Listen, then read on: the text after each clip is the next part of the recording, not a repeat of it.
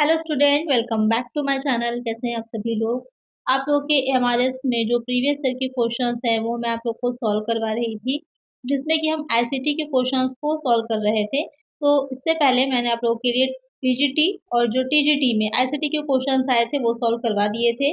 आज की वीडियो में जो नॉन टीचिंग वाली पोस्ट आई थी उसमें जो क्वेश्चंस आपके पूछे गए थे वो हम सॉल्व करेंगे। जैसे कि अकाउंटेंट का पेपर है उसमें जो क्वेश्चंस पूछे गए हैं प्रीवियस ईयर में आप लोग के एमआरएस में, उसको हम सॉल्व करेंगे। अगर अभी तक आपने पीजीटी टीजीटी की वीडियोस नहीं देखी हैं, साथ ही मैंने आईसीटी के अलावा जो आप लोग का टीचिंग एप्टीट्यूड है उसके भी क्वेश्चंस को अपलोड किया था, तो जरूर से देख लीजिएगा। बहुत ही इंपॉर्टेंट है पीआईक्यू क्वेश्चंस को सॉल्व करना, क्योंकि उसी के बेस पर आपके जो आगे आने वाले जो अभी पेपर है उसके क्वेश्चंस होंगे। डेट्स आ ही गई है, दिसंबर में आपका एग्जाम है, तो उसको ध्यान में रख करके आपको अच्छे से अपनी तैयारी करनी है। इसकी क्लासेस भी बहुत जल्द मैं आप लोग के लिए शुरू करूंगी, जिससे कि आपको काफ़ी हेल्प हो जाए, जिसमें कि आपके जो एमसीक्यू क्वेश्चन है वो ही रहेंगे। अलग अलग जो टॉपिक वाइज आप लोग के लिए लेकर के आऊंगी, जिससे कि आपको सारी चीज़ें कवर हो जाएं, क्योंकि इस बार टीयर 1 और टीयर 2 दो टीयर में पेपर है, आपको पता ही होगा। तो टीयर 1 की तैयारी के लिए ये आईसीटी है, ये सारी चीज़ें बहुत ही इंपॉर्टेंट है आपके लिए प्रिपेयर करना। तो आइए शुरू करते हैं, लेकिन शुरू करने से पहले चैनल को सब्सक्राइब जरूर से कर लीजिएगा और फ्रेंड्स तक वीडियो को शेयर भी कर लीजिएगा। फर्स्ट क्वेश्चन इसमें लेते हैं। इन computer RAM stand for, computer में रैम का पूरा नाम क्या है।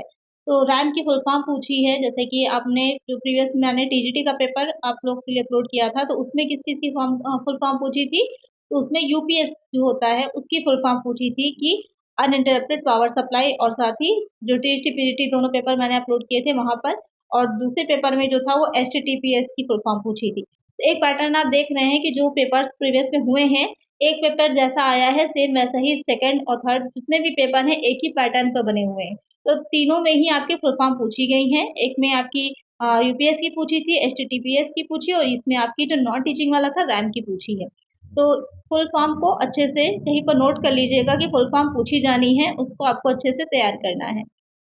रैम की फुल फॉर्म क्या हो जाएगी, तो यहाँ पर जो ऑप्शंस दे रखे हैं तो आपको पता ही है, बहुत ही इजी सा क्वेश्चन है। रैंडम एक्सेस मेमोरी हो जाती है फुल फॉर्म इसकी। तो ये याद रखिएगा, ये तो सबसे बेसिक सा क्वेश्चन है। चलिए नेक्स्ट देख लेते हैं। विच of the following is not a cloud storage service device.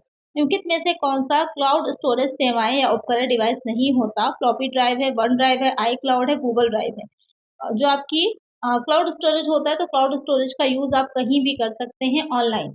यहाँ पर जो क्लाउड स्टोरेज है आप कहीं पर भी कहीं से भी बैठ करके अपनी जो भी आपने डॉक्यूमेंट उसमें रखे होंगे उनको आप एक्सेस कर पाते हैं। बहुत ही ईजी रहता है, सुविधा वाला भी होता है आपके लिए।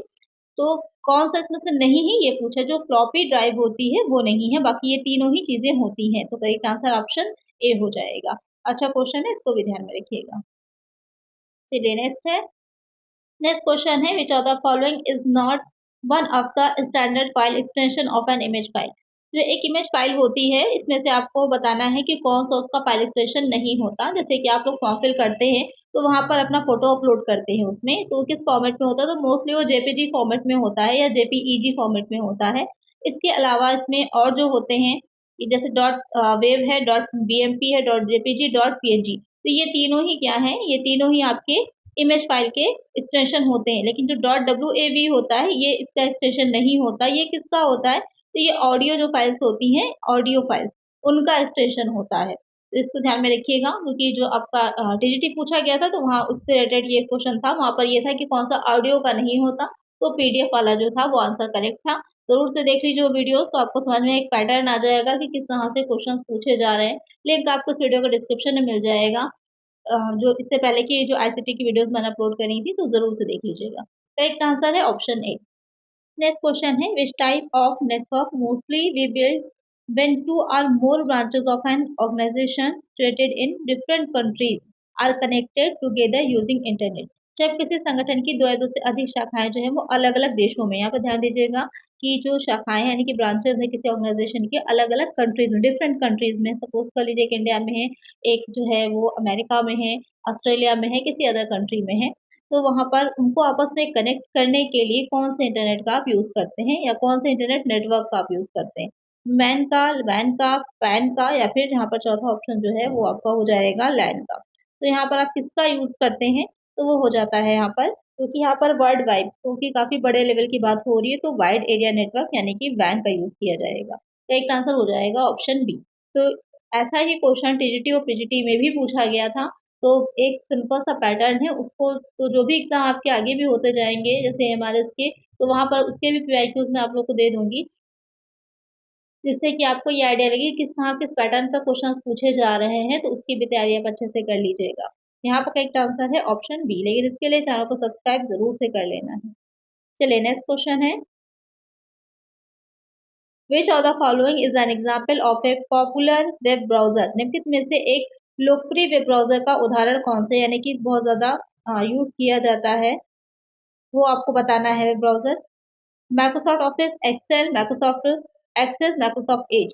तो यहाँ पर बात की जा रही है वेब ब्राउज़र की, तो आप ध्यान से अगर क्वेश्चन को देखेंगे तो यहाँ पर जो ऑफिस है, एक्सेल है, एक्सेस है, ये तीनों ही क्या हैं, ये माइक्रोसॉफ्ट जो आप लोग का माइक्रोसॉफ्ट ऑफिस होता है पैकेज, ये उन तीनों का एक हिस्सा होते हैं, सॉफ्टवेयर की तरह एक यूज़ किए जाते हैं। लेकिन यहाँ पर जो माइक्रोसॉफ्ट एज है सिर्फ वही वेब ब्राउज़र है, तो यहाँ पर तो बहुत ईज़ी हो जाता है। एक आंसर ऑप्शन डी हो जाएगा यहाँ पर फोर्थ वाला। बाकी ये तीनों तो क्या है, जो एमएस ऑफिस पैकेज है उसका एक हिस्सा है। वेब ब्राउज़र सिर्फ एक ही है, माइक्रोसॉफ्ट एज। करेक्ट आंसर क्या हो जाता है, ऑप्शन डी हो जाएगा। नेक्स्ट क्वेश्चन है, what characters should you prefer and use in a password to make it a strong one? तो यहाँ पर क्या क्वेश्चन कर रहा है कि इसमें से जो ऑप्शंस आपके दे रखे हैं, तो आप एक अच्छा स्ट्रॉन्ग अपना पासवर्ड बनाने के लिए किसका यूज करेंगे? जैसे कि आप फॉर्म फिल कर रहे होते हैं, ऐसा है पासवर्ड अपना बनाइए जिसमें कि कुछ नंबर्स भी होने चाहिए, कुछ अल्फान्यूमेरिक नंबर हो, कुछ आपके अल्फाबेट्स हो, कुछ साइंस हो। इस सबको मिला करके एक आपको पासवर्ड क्रिएट करना होता है। तो यहाँ पर जो क्वेश्चन आपसे कह रहा है कि कौन-सा स्ट्रॉन्गर होगा, ओनली अल्फाबेट जिसमें होंगे, combination of alphabets and digits, combination of alphabets and special characters, combination of alphabet, digits and special character. तो यहाँ पर स्ट्रॉन्गर पासवर्ड वही होता है जिसमें आप चारों चीज़ों का यूज़ करें। करेक्ट आंसर क्या हो जाता है, ऑप्शन डी हो जाएगा। बहुत ही बेसिक से ये आप लोग के क्वेश्चंस आए थे, तो अगर आप थोड़ा-सा भी ध्यान देते हैं या थोड़ा-सा ही प्रेजेंस ऑफ माइंड का यूज़ करेंगे, तो भी आप इज़िली निकाल ले जाएँगे, ऐसे क्वेश्चंस हैं। नेक्स्ट है, which of the following is not an example of operating system? निम्नलिखित में से कौन-सा ऑपरेटिंग सिस्टम का एक उदाहरण नहीं है? MS Access, Android, Linux, iOS. तो यहाँ पर क्या कह रहा है कि ऑपरेटिंग सिस्टम जो होता है, यानी कि वो प्रोग्राम जो कंप्यूटर को चलाने के लिए, कंप्यूटर को ऑपरेट करने के लिए चाहिए होते हैं, वो आपके सॉफ्टवेयर कहलाते हैं। उसी का एक जो ऑपरेटिंग सिस्टम होता है, वो कंप्यूटर को ऑपरेट करने का या कंप्यूटर को चलाने का ही एक काम होता है। तो यहाँ पर MS Access, Android, Linux, iOS, तो यहाँ पे ये 3 जो एंड्रॉइड है, लाइनक्स और आईओएस है, ये तीनों ही क्या है, ऑपरेटिंग सिस्टम है। लेकिन एमएस एक्सेस जो है वो क्या हो जाता है, एमएस ऑफिस पैकेज का एक हिस्सा है, तो ये इसमें आपका सॉफ्टवेयर ऑपरेटिंग सिस्टम नहीं होता। तो करेक्ट आंसर क्या हो जाता है, ऑप्शन ए हो जाता है। चलिए नेक्स्ट क्वेश्चन है, A user communicates with a computer with the help of। एक प्रयोक्ता किसकी सहायता से कंप्यूटर संप्रेषण करता है? रैम की, इनपुट डिवाइसेस की, output devices only, input and output devices. यानी कि जो एक यूजर है वो कंप्यूटर के साथ जो है किस तरह से काम कर पाता है अपना, कि एक जो सिस्टम की हम बात करते हैं, तो उस सिस्टम में आपके इनपुट आउटपुट दोनों ही तरह की डिवाइसेस होती हैं। एक कंप्यूटर सिस्टम अगर पूरा हम कहें जिससे जो कि एक यूजर यूज करता है अपने काम करने के लिए या उसके साथ कम्युनिकेशन बनाने के लिए, तो यहाँ पर इनपुट और आउटपुट डिवाइसेस दोनों आती हैं। तो करेक्ट आंसर क्या हो जाता है, ऑप्शन डी हो जाएगा। और रैम जो है, रैम तो जो आपका सीपीयू है उसका एक हिस्सा ही हो जाती है, तो ये अलग से तो होगी नहीं, ये भी इसमें शामिल हो जाएगी। चलिए नेक्स्ट देखते हैं,